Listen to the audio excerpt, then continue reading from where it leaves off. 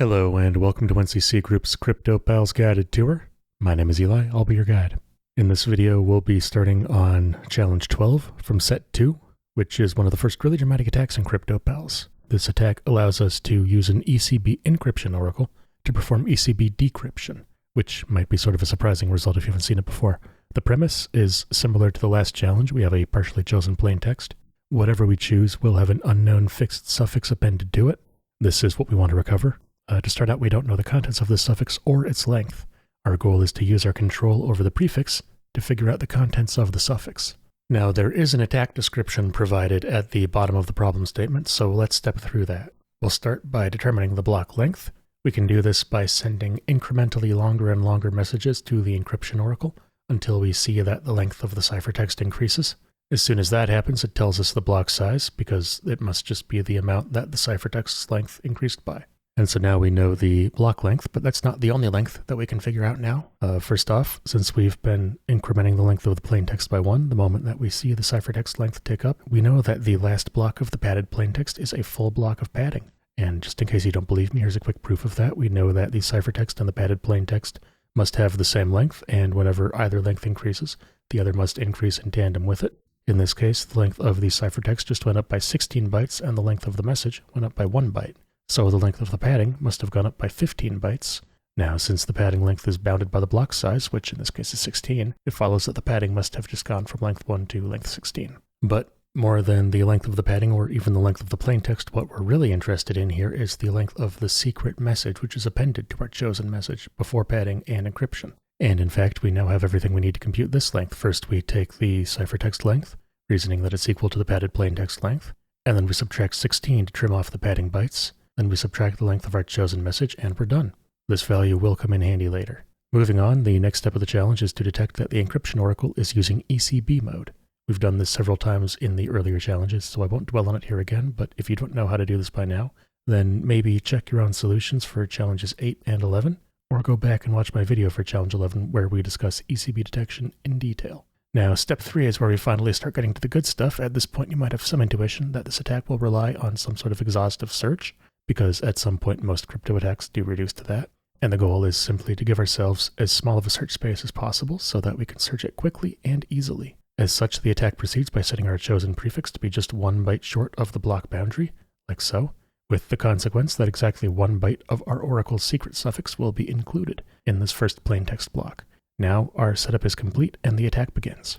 The core idea of the attack is fairly simple. This plaintext has exactly 1 unknown byte, and there are only 256 possible values for that byte. So we'll just loop through all those possible values, passing each one to the encryption oracle, and we'll keep going until the ciphertext block that we get back from the oracle is equal to the ciphertext block on the left that we're trying to decrypt. And once this condition is met, we will know that the final bytes of these plaintext blocks must be equal as well. And just as a note for the mathematically inclined among you, yes, we do know this for certain. In fact, it follows straightforwardly from the fact that our block cipher is bijective between plaintext blocks and ciphertext blocks. Once we've recovered the first byte of the secret suffix, we just trim a byte off of our input message so that now there are 2 bytes of the suffix in our plaintext. Of course, the first one is now known to us. And it turns out that we can now use the exact same strategy as before, recovering the second byte through exhaustive search once again. This search proceeds just like the first one, except of course that we have to include the result from our first search as the penultimate byte in this one. So we don't control the penultimate byte's value, but neither do we need to. We just need to know its value in order for the attack to work. That might seem like a trivial point, and it kind of is, but bear it in mind anyway because it'll come up again soon. Anyway, at this point you're probably seeing how this will shape up. After recovering the second byte, we can get the third one through the exact same process, first collecting our target ciphertext like so, then iterating through candidates, which I'll represent by giving the target byte a little spin, like this, until we find the correct value. And likewise for the 4th byte, and so on, but what about the 17th byte?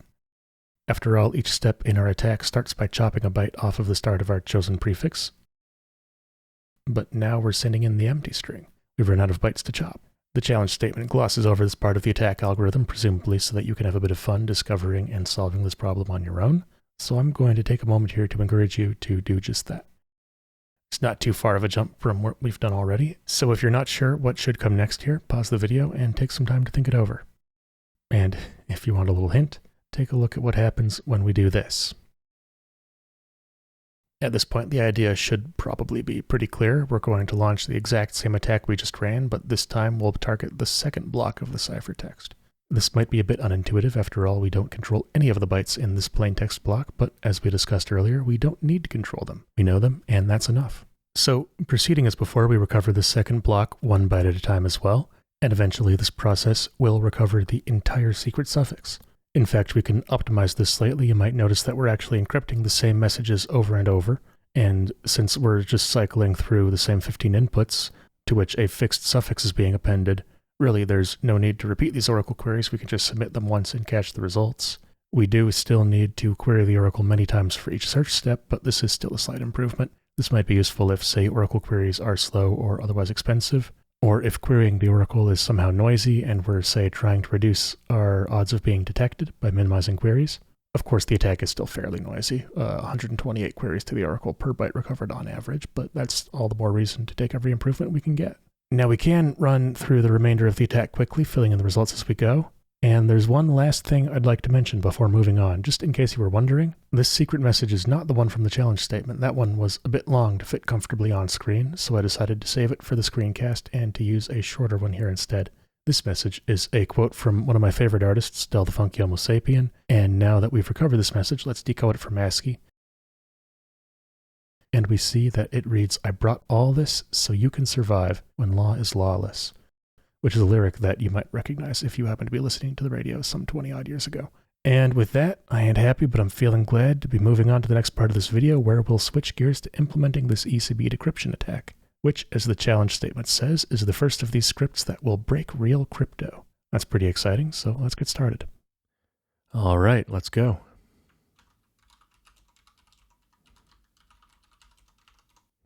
And once again, I have gone ahead and taken the liberty of typing this out in advance so that rather than sitting through watching me type, you can sit through my explanation of what I typed. So here we have some basic, global constants, and we'll just walk through these functions one by one and then get to our main block at the bottom. So first up, we have the Oracle. This works a lot like the one for Challenge 11 did. We create a closure here.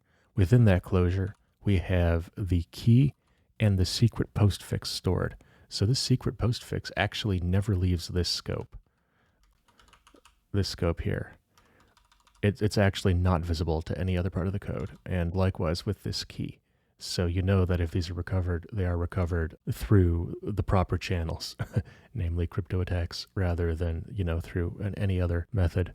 Here we have the Oracle. Again, it's fairly simple. It just takes a plain text, appends the postfix, pads the result, encrypts it with ECB, and returns that. And that Oracle gets returned from the make Oracle function. So this is an Oracle factory, essentially. You can think of it that way. Next up, we have this first function that operates on the Oracle, find block size and postfix length. We described what this is going to do near the start of the animation for this video. So this should be totally unsurprising. We're going to start by encrypting a single character A. We could also have encrypted the empty string, I guess, but it's fine to start here too. And then we're going to count up from there, encrypting successively longer and longer messages until we notice the length of the resulting ciphertext changing. As soon as the length of the encryption of our extended message is longer than the length of our first message, then we will know the block size is the difference between their lengths because the ciphertext must have increased by exactly one block. And we will furthermore know that the postfix length is the original length minus I. And this is a little bit of cute algebra here because we essentially compute the postfix length as L2 minus block size minus I, but we know that L is L2 minus block size already, so we can just do L minus I here to save ourselves an operation, and then we break out of the count here. These two lines here are not strictly necessary, but look what happens if I comment them out. The type checker gets very mad at me because it doesn't know that these values have been properly initialized. So if we have these asserts here, then we can help the computer catch up to what we as programmers know to be true, which is that this loop will successfully populate their values, and then we just return the result. And I really, by the way, do recommend having these sorts of static checks on your code, even if it does require a little bit more work, adding asserts here and there. The benefits, just in terms of like the errors that you catch really quickly, are tremendous. It's so worth it. I really, really highly recommend it. Anyway, moving on, we have our detect ECB function. This is totally trivial. This, again, works the same as it has always worked. We just pass a bunch of bytes to the oracle, check if the first two blocks are equal. If they are, we return true. Otherwise, in this case, we're just going to raise an exception because we want to bail out immediately if this test fails. We do not want to go any further, but of course it won't fail. And then finally, we have our guess byte function. This one works just as you would expect it to. This is just like we discussed in the animation for this video. We loop over each possible value. Actually, I should start with the arguments here. So we have a prefix. This is expected to be 15 bytes long, assuming a block size of 16. And this basically just leaves us, all the bytes but the last one. Or rather, it accounts for all the bytes but the last one. Then we have our target ciphertext block right here. And then we have the oracle that we're going to be querying. And we're going to loop over each possible value for the last byte. We're going to turn that value into a byte, append that byte to the prefix to produce a block of length 16, which is message here. And then we're just going to pass that into the oracle, get the first block of the resulting ciphertext, and check whether it equals our target. If it does, we're done, and we return. This, by the way, just as a super quick aside, is actually twice as fast as what's described in the challenge statement, which wants us to make a dictionary of each possible last byte. By aborting as soon as we found the correct one, we can skip about half of the loop on average. And we also have lower memory overhead, so it's a win-win. Although either way will work, really. But anyway, yeah, and if this search ever fails, then we raise an exception immediately because something has gone very, very wrong. And now, just to put this all together, we have our main block here, and I thought about making a main function, but I don't really think it's necessary. I think that it's fine sometimes to have a longer main block, especially in a case like this. We start out by making the oracle, and then we analyze the oracle to get the block size and postfix length, which we print out, and we assert that the block size is what we expect it to be. And then step 2 here, we detect that we're using ECB. And so, yeah, I mean, you can follow along if you want to read the steps. But this is where we go a little bit off script here because we're going to be sending... So we discussed at the end of the video that we can really only make 16 queries to the oracle to get all the ciphertexts that we need to know the blocks that we're going to be attacking. And that's what we're doing here, is we're going to send 15 bytes, then 14 bytes, then 13, and so on down to 0 bytes.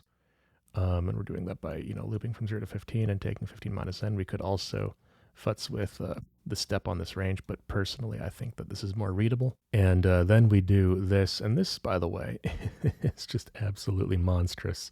I would not blame anyone for not intuitively knowing what this does, so let's look at it in a terminal. So this is the code we're interested in, and we'll start slow here. So what we have is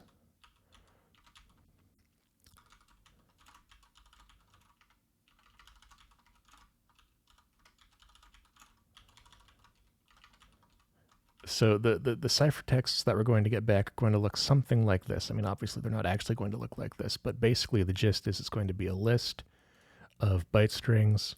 And what we want our iteration order to be is we want to iterate over this one, then this one, then this one, then this one. By that I mean we want to iterate over the first block of each ciphertext, and then over the second block of each ciphertext, and then over the third block, and so on. So how do we go from this to that? Well, the first thing we can do is if we do... And this might look a little bit magic, but check this out. That gets us most of the way there, and I think this is actually a really cool trick. This essentially unpacks each of these into separate arguments to zip, which allows you to iterate over all of the lists in parallel, essentially, or in lockstep, or however you want to put it. And so that gets us the first element of each of them and the second element of each of them in consecutive order here, just how we want it. But we do need to flatten this. So suppose we do something like this, which is a, I don't know what you'd call this, a nested list comprehension.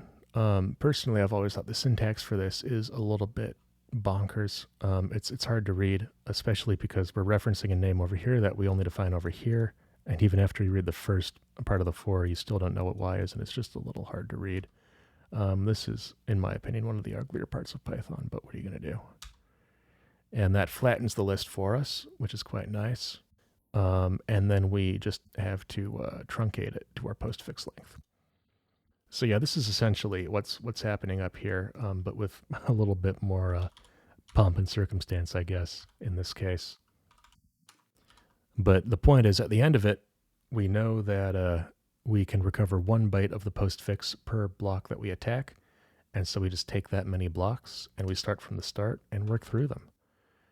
So we're going to start with a plaintext of 15 bytes because we're essentially, priming this attack with 15 null bytes that we passed to the very first ciphertext in this list. And we're going to iterate over the blocks, and for each block, we're going to run our guess byte search function, and it's going to give us 1 more byte of the plaintext. So we can just build up this plaintext gradually over time, and once we're done building it up, we can cut off those null bytes at the start because, those aren't actually part of the plaintext, and then we can go and print the result. So let's, let's be a little more theatric with this one. Do we have to go to time to get the sleep function? I think that's what it is. From time import sleep. Right on, yeah, that is defined. So let's uncomment this and sleep 0.1. And now let's go ahead and run this, and we can watch the the Hollywood style decryption of this suffix because we're recovering it 1 byte at a time. So if we do a dramatic little pause here, then we can, watch it be built up from nothing slowly.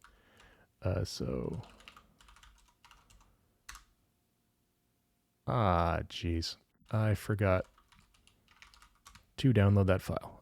So let me do that really quickly. Or wait, no, it's not a file to download. It's actually just a string.